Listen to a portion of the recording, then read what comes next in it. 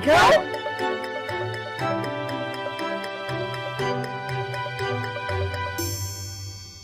Ano ibig sabihin nito?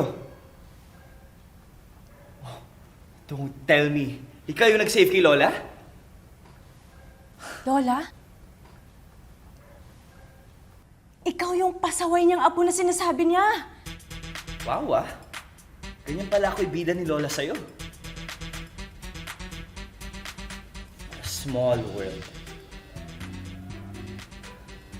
Or baka naman, sinusundan mo ako. At bakit naman kita susundan? Eh bakit nga ba? Let me guess.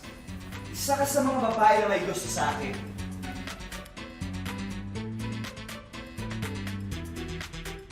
Kaya nung pumunta tayo sa yacht club, kinuha mo yung luggage ko. Para you find a way na magkita tayo ulit. Tapos ginagamit mo pa si Lola para ma-stalk ako. Ba? Kilabutan ka nga sa mga sinasabi mo.